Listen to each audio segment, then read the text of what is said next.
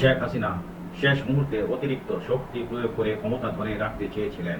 পদত্যাগ করতে রাজি হওয়ার পর শেখ হাসিনা যত দ্রুত সম্ভব পদত্যাগ করেন এবং সামরিক হেলিকপ্টারে বোন শেখ রেহানার সঙ্গে গোপনে দেশ ত্যাগ করেন। জানা গেছে 4 আগস্ট ভোরে দলীয় সশস্ত্র কর্মীদের নামিয়ে এনে ব্যাপক সংঘর্ষ ও প্রাণহানির ঘটনা ঘটানোর পরেও শেখ হাসিনা শিক্ষার্থীদের আন্দোলন সামলাতে পারেননি। কিন্তু পরিস্থিতি বুঝতে পেরে তার এক উপদেষ্টা সহ কয়েকজন নেতা সেই রাত্রে শেখ হাসিনাকে বোঝানোর চেষ্টা করেন যে তাদের উচিত সেনাবাহিনীর হাতে ক্ষমতা হস্তান্তর করা। এটিও জানা যায় যে শেখ হাসিনা এটি গ্রহণ করতে চাননি। পরিবর্তে সোমবার থেকে কারফিউ আর কঠোর করতে বলেছিলেন। 9টার পর বিক্ষোভকারীরা বিভিন্ন জায়গায় কারফিউ ভাঙতে শুরু করে। সকাল 10টা নাগাদ ঢাকার বিভিন্ন জায়গায় সমাবেশ বাড়তে শুরু করে। বিভিন্ন বাহিনীর একাধিক উচ্চস্তরের সূত্র জানিয়েছে যে প্রায় 10:30টা 3 বাহিনীর প্রধান এবং পুলিশের মহাপরিদর্শককে গণভবনে ডাকা হয়েছিল। নিরাপত্তা বাহিনী পরিস্থিতি সামাল দিতে না পারায় বিক্ষোভকারীরা তাদের ক্ষোভ প্রকাশ করে।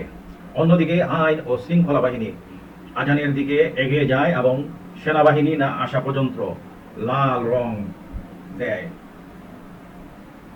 করার পরেও কেন তারা কঠোর হচ্ছে না সে বিষয়েও তিনি ক্ষোভ প্রকাশ করেন।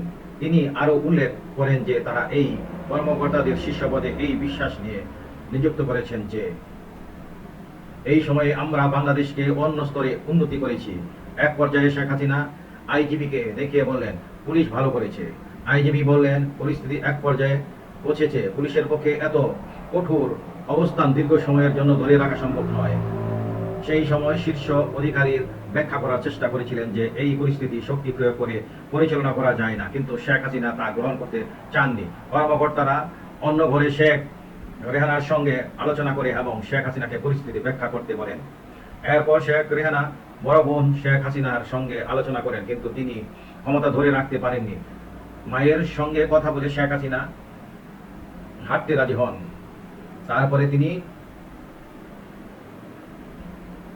জাতির কাছে একটি বক্তৃতা সম্প্রচার রেকর্ড করতে চেয়েছিলেন। দূরত্ব বিবেচনা করে এটি অনুমান করা হয় যে আন্দোলনকারীরা 45 মিনিটের মধ্যে শাহবাগ থেকে গণভবন যেতে পারে। ভাষণটি রেকর্ড করা বলে শেখ হাসিনা হয়তো গণভবন ছাড়ার সময় পারবেন না। শেখ হাসিনা তেজগাঁওয়ে পুরনো বিমানবন্দরে, যেখানে তারা দুপুর 12:30টার দিকে পদত্যাগ অনুষ্ঠান শেষ করেন, ছোট বোনকে নিয়ে হেলিকপ্টারে ভারত সফরে গেলেন শেখ হাসিনা।